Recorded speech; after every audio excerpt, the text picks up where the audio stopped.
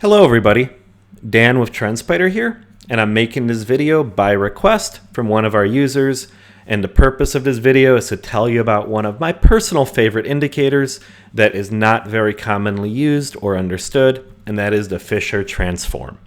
Now, I'm not going to get into the technicals of this indicator, but the Fisher transform at a high level provides a normalized or more normalized Gaussian distribution of price for some kind of asset or data source that is not normally distributed, like a timescale price chart used in trading.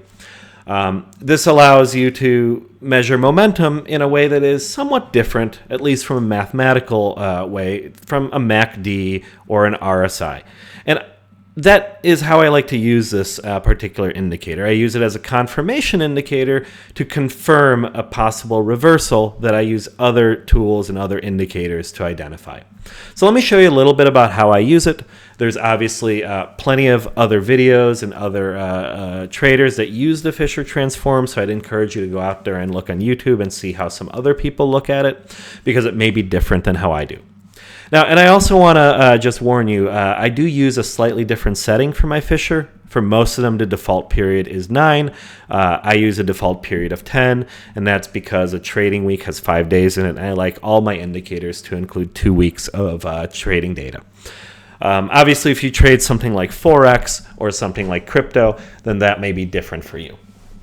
Now, before I get into this, and I'm not going to get too into the technicals of it, but the Fisher is a Gaussian distribution indicator. So what it tries to do is normalize price data that is not in a standard normalized sequence, like price data from a chart. And it helps you identify extreme points that are likely to be reversals of some kind. And you can see that it is not a perfect indicator, right? Obviously you have an extreme point here in November 2019, and you have another one in December of 2019, and price continued to move up a little bit since then. But, and I will highlight this because this is something that a lot of indicators are useful for, especially the momentum type.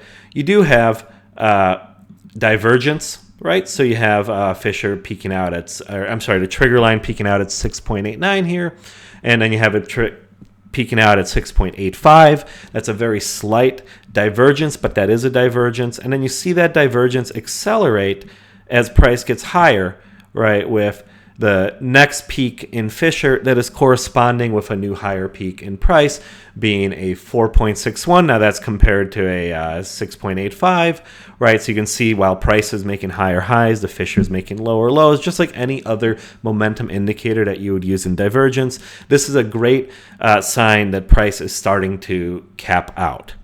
Now, what happens next is really interesting because price continues to go up, but the Fisher's divergence, becomes more and more extreme, right? Here you have at the next peak before it crashed finally, right? And price is continuing to make higher highs, or at least staying flat with previous highs up here, is way down here at 1.5, right? Or 1.9, right? So you can see divergence on the Fisher is a pretty powerful thing.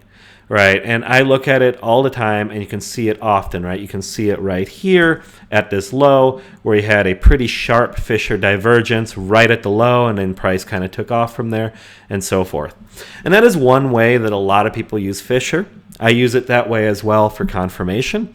It's never going to be perfect, just like no indicator is ever going to be perfect, but it does provide a different mathematical calculation that can be used to identify momentum divergence and can be used to confirm divergence that you might see in other indicators like an RSI or a MACD or a CCI or something like that.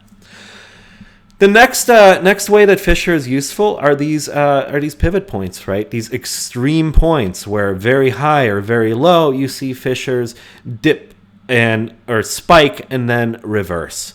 And as we touched on earlier, this is not reliable on its own. But if you have other signals, right, be it a Fisher divergence or some other reason to believe price is capping out, and you see the Fisher hitting an extreme zone and the signal and Fisher lines, or the trigger and Fisher lines, depending on how you call them, cross at that point, then that might be another sign for you to take another look at your chart and really think about it. Is this a reversal point that you should be concerned with?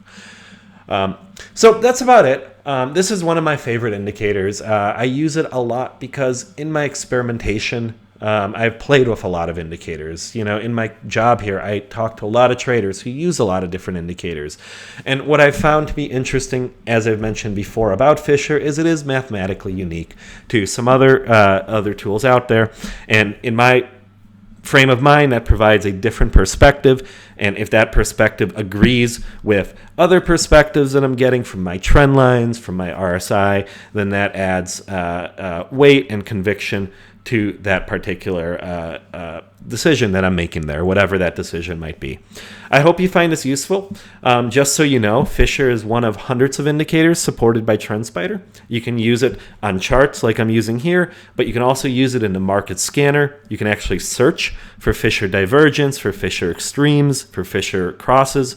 And you can also use it in the strategy tester, so you can develop strategies using Fisher in concert with other indicators and other tools that might use to see if they can improve your system or not.